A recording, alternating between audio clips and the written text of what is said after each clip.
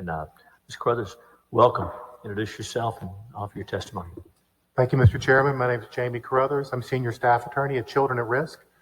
Thanks to the Governor's Child Sex Trafficking Unit, ChildrenAtRisk is now working in 6 regions across Texas doing anti-demand work. We're working with local men, trying to get them engaged in anti-demand, and with local stakeholders as well.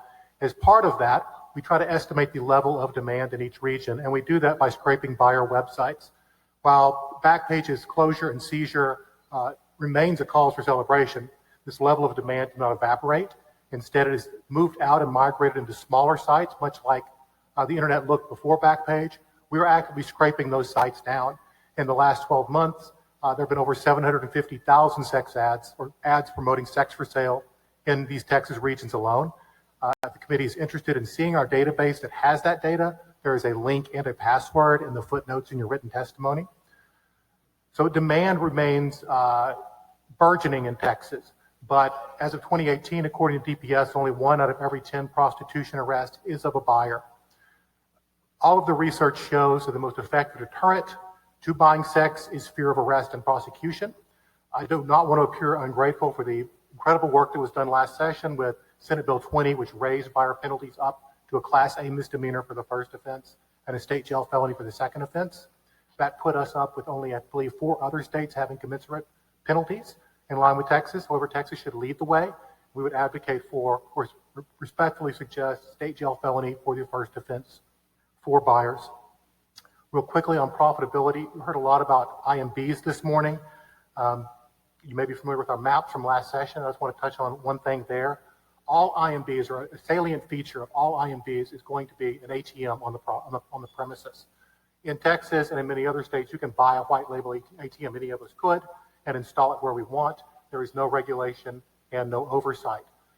We do not want to see ATMs banned or overregulated. They're very important, especially for rural areas. However, IMBs use them for money laundering. They stuff them with their own money.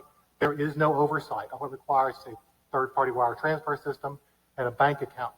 Having them to register these and put the name of the actual owner and where it's being used would be a major step forward and would greatly help law enforcement make financial crimes cases against IMBs.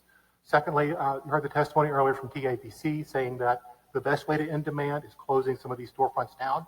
We could not be in more agreement with that.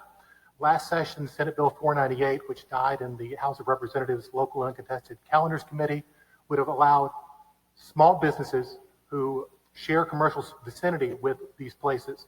For example, if you have a daycare that opens up in a strip mall and then the same landlord, property owner, leases to an IMB, it would have allowed them to notify the landowner.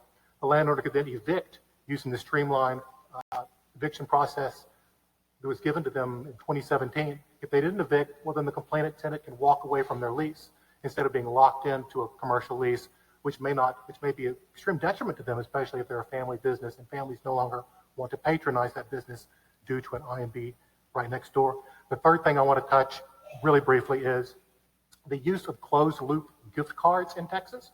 I told you earlier we were scraping down these websites where sex ads are posted. We also post decoy ads on these sites for a variety of operations. The method of payment is closed-loop gift cards. Closed-loop gift cards means a gift card that is only usable with a specific company. Target gift card, Best Buy gift card, that sort of thing.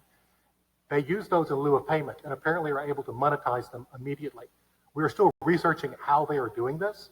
If you are a gift card provider in the state of Texas, you do have to register that, but there is no method for gift card providers to report suspicious activity to law enforcement, nor are they particularly aware that they should.